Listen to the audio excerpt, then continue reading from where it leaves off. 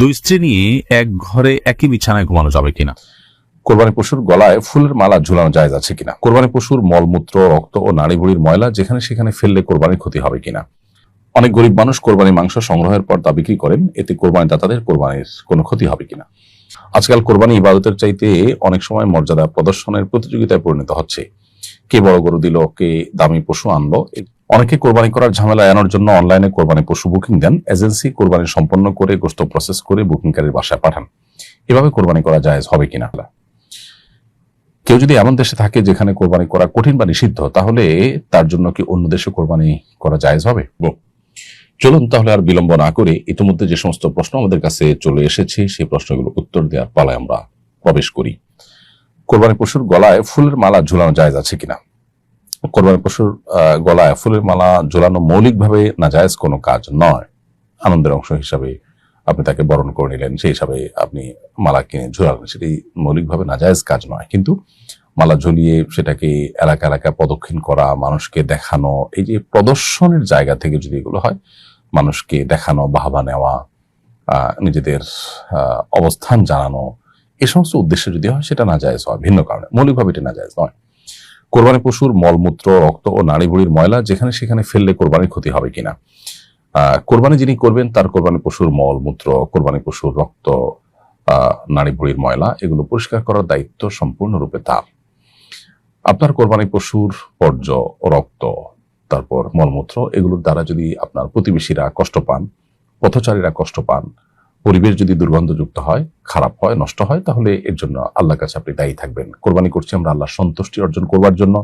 আল্লাহর বান্দাদের যদি কষ্টের কারণ হয়, কারোর যদি অসুস্থ হওয়ার কারণ হয়, পরিবেশ যদি নষ্ট হয়, মানুষ যদি নাকে হাত দিয়ে চলতে হয় এবং দুর্গন্ধে যদি কষ্ট পায়, তাহলে সেক্ষেত্রে আমরা সন্দেহাতীতভাবে গুনাহগার হব। অতএব কোরবানিকে অর্থবহ করবার প্রয়োজনে এই বিষয়টার প্রতি আমাদের বিশেষভাবে সজাগ দৃষ্টি রাখতে হবে।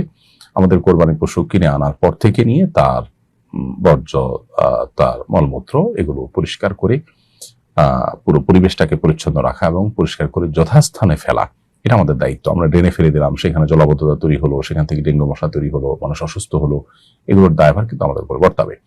ঠিক একইভাবে জবের পরপর সেখানে যদি পর্যাপ্ত পরিমাণে পানি ঢেলে দেওয়া হয়, পাইপ ইত্যাদি দিয়ে বা বালতি দিয়ে যদি পানি দিয়ে স্পিডে সেটাকে পরিষ্কার করা হয়, তাহলে সেটা পরিষ্কার হয়ে যায়। এবং রক্ত যদি শুকিয়ে যায় এবং দুর্গন্ধ তৈরি হয়, সেখানে মাছি বসে, নানা রকমের অসুবিধা তৈরি হয়, তাহলে এর দায়ভার কিন্তু আমাদেরকে বহন করতে হবে। এই জন্য কোরবানি করার ক্ষেত্রে এই বিষয়গুলোকে খুব ভালোভাবে আমাদের খেয়াল করা দরকার। ঠিক একইভাবে নাড়ি ভুঁড়ি যদি কেউ পরিষ্কার করে রান্না করে খান, সেটা জায়েজ আছে। অতএব কেউ চাইলে সেটা খেতে পারেন, কিন্তু সেটা করতে গিয়ে যদি আপনি নাড়ি ভুঁড়ির ময়লাগুলোকে রাস্তার ধারে কোথাও ফেলে দিলেন, কারোর খেতে ফেলে দিলেন, নিজের হোক বা অন্য কারোর, সেটা ওপেন থাকে, তার দুর্গন্ধে আশপাশটা, পরিবেশটা নষ্ট হয় এবং সপ্তাহ 10 দিন পর্যন্ত আশপাশ দিয়ে মানুষ হাঁটতে পারে না, তাহলে সন্দেহাতীতভাবে সেটি গুনাহের কারণ হবে। এই জন্য একটা গর্ত করে সেখানে ময়লাগুলো ফেলে তারপরে সেটাকে মাটি চাপা দিয়ে আপনি রেখে দেন, যাতে করে কোনো দুর্গন্ধ না ছড়ায়। এটা আমাদের কর্তব্যের অংশ। তবে কোরবানি পশুর মলমূত্র, রক্ত বা নাড়ি ভুঁড়ির ময়লা এগুলো যদি নিজ দায়িত্বে পরিষ্কার করা না হয়, মানুষের কষ্টের কারণ হয়, তাতে কোরবানির মান নষ্ট হবে। আল্লাহর কাছ থেকে সওয়াবের পরিবর্তে কোনো কোনো ক্ষেত্রে গুনাহ হতে পারে। তবে কোরবানি মৌলিকভাবে আদায় হয়ে যাবে, এর ফলে কোরবানি হবে না, ব্যাপারটা সেরকম না। অনেক গরিব মানুষ কোরবানি মাংস সংগ্রহের পর তা বিক্রি করেন, এতে কোরবানি দাতাদের কোরবানির কোনো ক্ষতি হবে কিনা? উত্তর হলো, কোরবানি দাতার জন্য নিজের কোরবানি পশুর গোশত বা কোনো কিছু বিক্রি করা জায়েজ নয়। তবে কোরবানি দাতা তার কোরবানির গোশত কোনো গরিব মানুষকে দেওয়ার পর এটা একান্তই গরিব মানুষের স্বাধীনতার ব্যাপার, তার ইচ্ছার ব্যাপার, তার মালিকানাধীন বিষয়। তিনি এবার সেই গোশতের মালিক হয়ে গেছেন। এটা তার নিজের কোরবানির গোশত নয়, আরেকজন তাকে দিয়েছেন। মালিক হওয়ার পর তিনি কি খাবেন, নাকি কাউকে দিয়ে দিবেন, নাকি বিক্রি করবে, এটা একান্ত তার ব্যাপার। অতএব তাকে দান করার পর সেই গোশত তিনি বিক্রি করে দিলে কোরবানি দাতার কোনো অসুবিধা হবে না। অনেক সময় কম দামে বিক্রি করে দেওয়া হয়, সেটা একান্ত তার ব্যাপার। আজকাল কোরবানি ইবাদতের চাইতে অনেক সময় মর্যাদা প্রদর্শনের প্রতিযোগিতায় পরিণত হচ্ছে। কে বড় গরু দিল, কে দামি পশু আনলো, এগুলো নিয়ে সামাজিক মাধ্যমে চর্চা হয়। এতে রিয়া, অহংকার ও গরিবদের কষ্ট হয়। কোরবানিকে মর্যাদার প্রতিযোগিতা না বানিয়ে কিভাবে একে খাঁটি ইবাদত হিসেবে রাখা যায়, ইসলামী দৃষ্টিকোণ থেকে এই প্রবণতা বন্ধে ব্যক্তি ও সমাজের করণীয় কি? খুবই গুরুত্বপূর্ণ প্রশ্ন। আজকাল বহু মানুষের কোরবানি অর্থহীন হয়ে যায় শুধুমাত্র এই লৌকিকতা বা প্রদর্শন ইচ্ছা থেকে। কোরবানি হতে হবে ত্যাগের মহিমায় উদ্বুদ্ধ হয়ে এবং আল্লাহ তাআলাকে সন্তুষ্ট করবার উদ্দেশ্যে। সো সেই জায়গাটা যদি আমরা নিশ্চিত করতে না পারি, বরং আমাদের নিজেদের সামাজিক মর্যাদা জাহির করার চেষ্টা করি, সামাজিক মর্যাদার প্রতিযোগিতায় অবতীর্ণ হই, তাহলে সেটা হয়তো একটা জাগতিক আপনার প্রভাব প্রতিপত্তি বিস্তারের বিষয় হতে পারে। এটা ইবাদত হতে পারে না। ইবাদত হতে হবে শুধুই আল্লাহকে সন্তুষ্ট করবার জন্য। সামাজিক বা জাগতিক কোনো ফিডব্যাক বা কোনো প্রাপ্তির আশায় ইবাদত হতে পারবে না। এই বিষয়টি আমাদের মাথায় রাখতে হবে এবং এটা নিয়ে ব্যাপকভাবে আলোচনা, পর্যালোচনা এবং জানাশোনা এবং কাউন্সিলিং ইত্যাদি আমাদেরকে বাড়াতে হবে, মোটিভেশন চালাতে হবে। তাহলে ইনশাআল্লাহ মানুষের মধ্যে হয়তো সচেতনতা সৃষ্টি হবে। আমাদের সমাজে অনেক লোক আছেন যারা নিজেরা ব্যক্তি জীবনে হয়তো নামাজ কালামও পড়েন না, কিন্তু অনেক বড় বড় পশু কোরবানি করেন, বেশি সংখ্যক পশু কোরবানি করেন। এক্ষেত্রে তারা আল্লাহকে সন্তুষ্ট করার জন্য যদি করেন, তাহলে সে আল্লাহকে সন্তুষ্ট করার জন্য দান, দক্ষিণা, ইবাদত বন্দেগী, যাকাত আদায় করা, এই বিষয়গুলো কেন করছেন না? এটা অনেক বড় প্রশ্নের বিষয়। তো কোরবানির যে আসল প্রাণ সেটা দিন দিন হারিয়ে যাচ্ছে এবং এটা নিছকই একটা গোশত খাওয়ার উৎসবে পরিণত হচ্ছে বা প্রভাব প্রতিপত্তি জাহিরের একটা বিষয় পরিণত হচ্ছে, যেটা দুর্ভাগ্যজনক। মুসলিম সমাজে আমাদের নিজেদের মধ্যে ব্যাপকভাবে ইখলাস এবং নিষ্ঠা যেন আমাদের কোরবানিতে থাকে, সেটি নিয়ে আলোচনা বাড়ানো দরকার এবং এই ধরনের মানুষের মধ্যে দাওয়াতি কাজ ব্যাপকভাবে করার দরকার। অনেকে কোরবানি করার ঝামেলা এড়ানোর জন্য অনলাইনে কোরবানি পশু বুকিং দেন। এজেন্সি কোরবানি সম্পন্ন করে গোশত প্রসেস করে বুকিংকারীর বাসায় পাঠান। এভাবে কোরবানি করা জায়েজ হবে কিনা? উত্তর হলো, প্রথমত কোরবানি করাটাকে ঝামেলা মনে করা অনুচিত। কোরবানি করতে গিয়ে যে কষ্ট হয়, পশু কেনা, পশু জবাই করা, প্রসেস করা, এগুলোর কারণে আমরা আল্লাহর কাছে সওয়াব লাভ করব, এটি আমাদের মাথায় থাকা উচিত।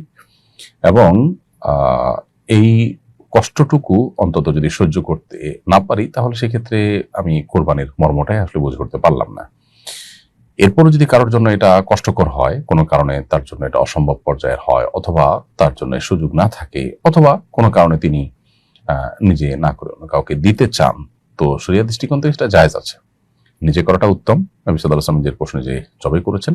কিন্তু যদি আপনি কোনো এজেন্সিকে দিতে চান, কোনো ব্যক্তি বা প্রতিষ্ঠানকে দিতে চান, সেটা জায়েজ আছে। তবে শর্ত হলো, যে ব্যক্তি বা এজেন্সিকে দায়িত্ব দিবেন, যে তাদেরকে টাকা দিলেন, আপনার পক্ষ থেকে উপযুক্ত পশু যেটা দিয়ে কোরবানি বিশুদ্ধ হবে সেরকম পশু কিনে শরিয়া যেভাবে বলেছে সেই যথা নিয়মে কোরবানি করে আপনার কাছে গোশত পাঠিয়ে দিবে, অথবা আপনার অনুমতি সাপেক্ষে গরিব দুঃখীদেরকে কোরবানি গোশত দিয়ে দিবে। এরকম কোনো ব্যক্তি বা প্রতিষ্ঠানকে প্রতিনিধি হিসাবে নিযুক্ত করা সম্পূর্ণ জায়েজ রয়েছে। যদি আপনার আস্থা না থাকে, বিশেষ করে আশঙ্কা থাকে যে তারা হেরফের করতে পারে বা যথাযথভাবে করতে নাও পারে, তাহলে সেই জায়গাতে আপনার জন্য টাকা দেওয়া জায়েজ নয়। কোরবানি অন্য কোনো ব্যক্তির মাধ্যমে, কোনো এজেন্সির মাধ্যমে করা জায়েজ আছে। আজকাল বাণিজ্যিকভাবে এরকম বহু এজেন্সি চালু হয়েছে যারা মানুষের কাছ থেকে কোরবানির টাকা নেন এবং কোরবানি করে তার গোশত প্রসেস করে যথানিয়মে বাসায় পাঠিয়ে দেন। তারা শরিয়াকে মেনে করবেন, এ বিষয়ে যদি আস্থা থাকে বা এরকম কোনো শরিয়া বোর্ড থাকে যাদের তত্ত্বাবধানে এটা করা হয়ে থাকে, তাহলে এরকম জায়গায় কোরবানির টাকা জমা দেওয়া জায়েজ আছে। এক্ষেত্রে একাধিক শরিক, একটা গরুতে একাধিক ব্যক্তি যদি শরিক থাকেন, তাহলে সেক্ষেত্রে তাদের পরস্পরকে না চিনলেও কোরবানির কোনো অসুবিধা হবে না ইনশাআল্লাহ তাআলা। কেউ যদি এমন দেশে থাকে যেখানে কোরবানি করা কঠিন বা নিষিদ্ধ, তাহলে তার জন্য কি অন্য দেশে কোরবানি করা জায়েজ হবে?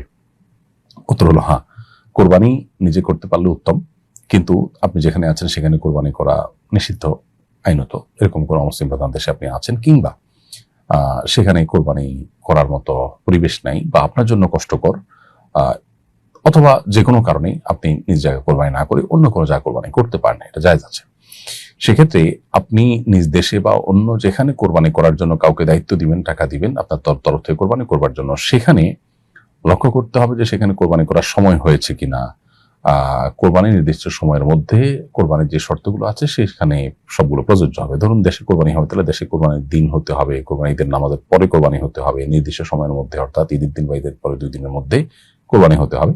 এই বিষয়গুলো যথারীতি আপনাকে মেনটেন করার ব্যাপারে খেয়াল রাখতে হবে। 2 স্ত্রী নিয়ে এক ঘরে একই বিছানায় ঘুমানো যাবে কিনা? যদি কারোর একাধিক স্ত্রী থাকে এবং তাদের সাথে একই সাথে তিনি শোন, যেহেতু শরিয়ার কোনো বিধান লঙ্ঘন হচ্ছে না এবং এদের মধ্যে পারস্পরিক পর্দাও নাই, অতএব এটি জায়েজ আছে। বাট শারীরিক সম্পর্ক করলে সেক্ষেত্রে এখানে সতরের বিধান চলে আসবে। সেই কারণে সেটির ক্ষেত্রে অবশ্যই আপনাকে শরিয়ার বিধানের আলোকে আপনাকে করতে হবে, এবং সেক্ষেত্রে যদি একে অন্যের সতর দেখেন এরকম কোনো পরিবেশ তৈরি হয়, তাহলে সেটা অবশ্যই না জায়েজ।